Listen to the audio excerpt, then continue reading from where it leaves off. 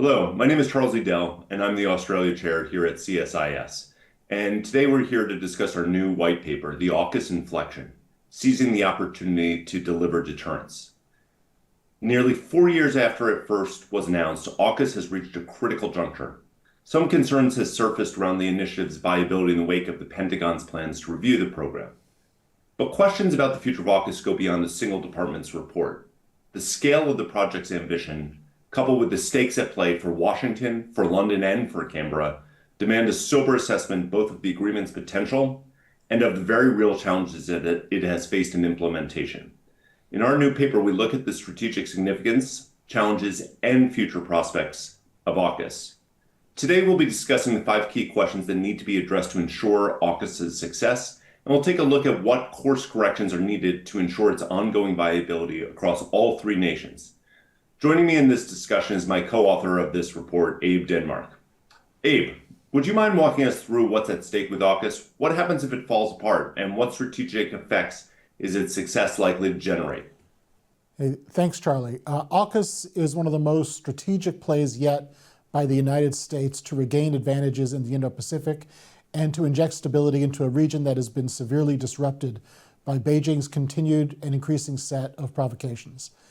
If it is successful, AUKUS would boost the United States defense industrial base, strengthen its closest allies, send a powerful deterrent message to Beijing, and help stabilize the region. On the other hand, should AUKUS fail or be scrapped, the United States would become less capable in the Indo-Pacific. Its defense posture and diplomatic presence would become less deeply embedded. Its international credibility would be dramatically undercut. Deterrence would be undermined, and propaganda from Beijing and Moscow declaring the unreliability of American commitments would gain significant credibility. As for the timing and necessity of a review, both Canberra and London have reviewed AUKUS internally. It's only Washington that is yet to do so. We're of the opinion that a review is entirely appropriate and could prove quite consequential if done right. So Charlie, given the U.S. review, what questions should drive a serious review of AUKUS?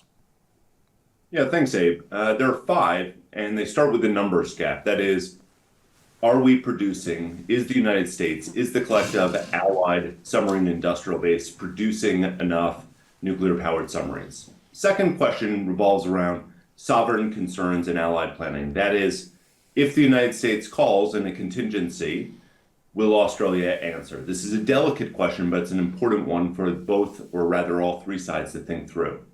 A third one, which has persistently dogged AUKUS, an enormously expensive venture, is whether or not there's enough investment into the submarine and rather the entire defense industrial base in Australia, in the United States, and in the United Kingdom as well. A fourth one is what stage, what shape Pillar 2 is taking on. That is, what tangible form are the investments into critical and emerging technologies taking, and where are they at this point? And then a fifth and final question is the timeline. That is, when will AUKUS begin delivering? When will it begin producing real capabilities that will have deterrent effect? So in the report, we walk through that these are the 5 questions that any serious review really needs to go into and delve with. And we thought it might be useful to dive into each of those. So Abe, can you walk us through, starting with maybe the numbers gap and what the way forward is? Sure. So the one of the challenges that the United States is facing, what we're calling the numbers gap. It's going to be key for the United States to produce more submarines than it has been so far. If you look at congressional appropriations over the last several years, Congress has been buying 2 Virginia-class submarines per year from U.S. shipyards. Yet, unfortunately, we haven't been able to produce that. We're still at roughly 1 to 1.5 submarines per year. So there's an increasing gap of submarines that we expect to have rather than what we do have. So we need to address the submarine construction issue quickly. This is not going to be easy. It's not going to be cheap. But the key point here is that these shortfalls did not originate from AUKUS. Rather, they're the result of decisions that were made decades ago to reduce the number of U.S. shipyards capable of producing and maintaining nuclear-powered submarines, and to slim down U.S. supply chains in the name of efficiency over resilience. So, Charlie, beyond the numbers, there's also a delicate question here related to sovereignty. What's your sense on how to deal with this? Yeah, this has been one of the most volatile, one of the most controversial questions, obviously in Australia, but also within the entire AUKUS conversation. Because once 3 or so Virginia-class submarines get sold to Australia, they're of course Australian and no longer the U.S. But because of that numbers gap, because there's less inventory right now, the question becomes, in a potential contingency, would Australia be willing to use them, and can the United States count on Australian submarines in any contingency? As you might expect, Abe, Australian domestic politics are very sensitive on this issue, and any politician worth their salt won't answer a hypothetical about how they would use them in a particular contingency.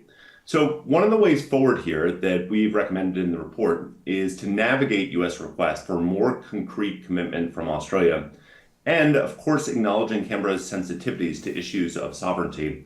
We recommend that the U.S. and Australia should initiate a more robust contingency planning process that incorporates Australian SSNs. That is, Australia would have more ability to think through where it would use them, and the U.S. would have more ability to understand how Australia is thinking about those.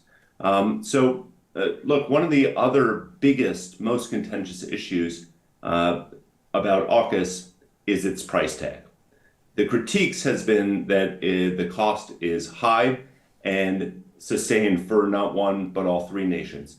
Abe, can you give us your assessment of where we're at on the budget front and where things need to go from here? So in terms of industrial base, here's a nice photo of a submarine under construction. In terms of industrial base investment, significant investments have also already been made by the United States, by Australia, and by the United Kingdom, but there's still a long ways to go. Australia needs to make more critical investments to build its own submarine industrial base, really starting from scratch.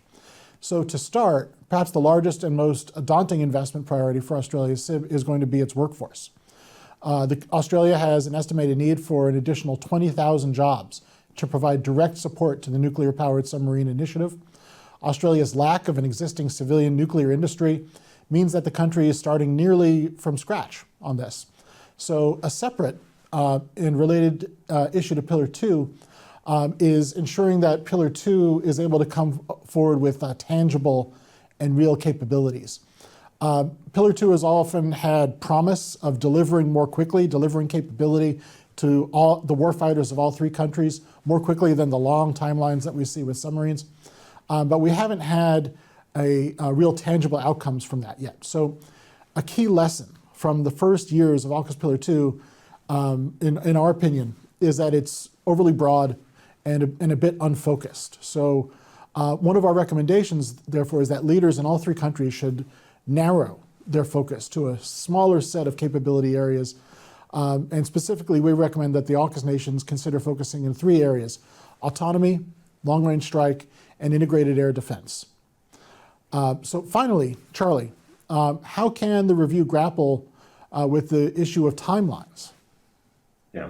Well, concerns over the timeline for AUKUS delivering have dogged the endeavor from its outset, because it's not like we have a deterrence problem that might materialize sometime in the mid-2030s, Abe.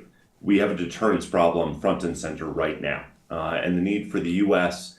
and its allies to deter China from invading Taiwan and to prevent further Russian aggression along NATO's eastern flank is a clear and present danger. Yet, unless and until the timeline for delivering AUKUS is significantly condensed, the goal of enhancing deterrence and doing so quickly will remain rhetorical rather than tangible. So in order to help speed up the timeline and provide oversight that we're doing so at pace, we put forward a couple of suggestions. The first one is the UK has appointed a Prime Minister Special Representative to AUKUS. And we recommend that both Trump and Prime Minister Anthony Albanese should follow suit and appoint their own special representatives who would answer to them and be responsible for driving efforts and be accountable for the success of AUKUS. We also recommend that leaders should consider releasing an annual trilateral written report on the initiative that details progress made over the course of the previous year and looks ahead to the next. A written document created with input and consensus from all parties would both provide a benchmark and public transparency to what's being done to align priorities. One of the final recommendations that we had was that there needs to be more oversight. To date, such efforts have been ad hoc and based on hearings and not really on a systemic, sustained structural efforts by the government. We thought that the three countries' legislative bodies could establish a trilateral dialogue mechanism to provide needed connectivity and mutually reinforcing oversight over growing budgets and workforce programs. So I just want to add that while these sizable challenges are daunting, none of them individually or taken together are insurmountable. But overcoming them can only happen if the scale is understood and addressed with urgency, creativity, and a willingness to acknowledge what has worked and what has not, with a ruthless focus on delivery. So there's a lot here and even more in our report. So to get a closer look and find our full report, you can go to the CSIS.org website and find us all on the social medias.